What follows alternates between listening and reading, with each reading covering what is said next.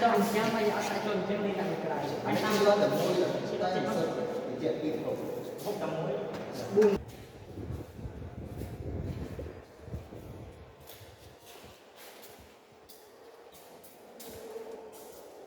Hãy subscribe cho kênh Ghiền Mì Gõ để không bỏ lỡ những video hấp dẫn.